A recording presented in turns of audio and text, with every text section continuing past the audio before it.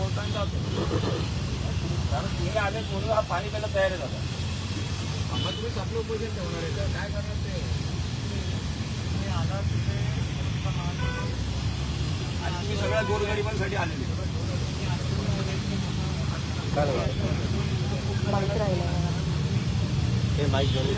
गरिबांची जाण तुम्हाला आहे. नगराध्यक्ष मॅडम आणि सीओ यांना अजून त्या गोष्टी कळत नाही की इथे येऊन जावं. आज जर बघायला गेलं परिस्थिती अशी आहे की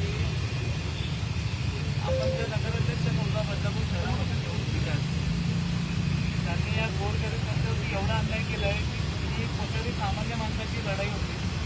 4 दिवसामध्ये कमीत कमी 6 वेळा त्यांची गाडी गेली आहे. त्यांना थोडं तरी असं वाटलं नाही की इथे यावं. ते कुठेतरी त्या इगोमध्ये किंवा कोणत्या गोष्टीमध्ये असतील. हा त्यांचा फक्त या बदलापूर शहराची प्रगत चांगली होती, त्यांचं कर्तव्य होतं. पण आज एक गोष्ट या बदलापूर शहरामध्ये सिद्ध झाली की गोरगरीब जनतेचा जो मसिहा होता अगोदर तोच अजून पण आहे.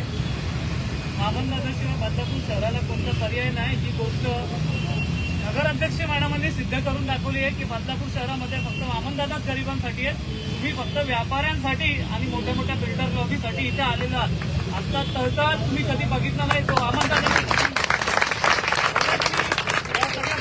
जनतेसमोर सांगेल की तुम्ही प्रशासन चालवायच्या लायकीचे उरलेले नाही आहात. तुम्ही फक्त इगो आणि मोठ्या मोठ्या बिल्डर लॉबीसाठी उभे राहिलेले आहेत. बदलापूर शहरात वामनदादांनी एक गोष्ट दाखवून दिलेली आहे की गोरगरीब जनतेचा जर मसिहा असेल तर तो फक्त वामनदादा आहे. त्यांची माहिती नाहीये. त्यांना जर वाटत असतं तर त्यांनी इथे येऊन एकदा फक्त विचारपूस.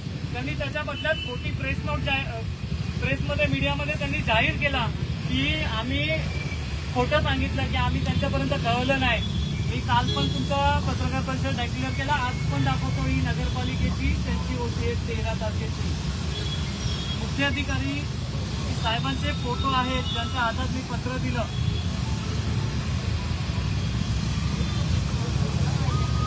हे मुख्याधिकारी साहेबांचे फोटो आहेत त्यांच्या हातात मी पत्र दिलं.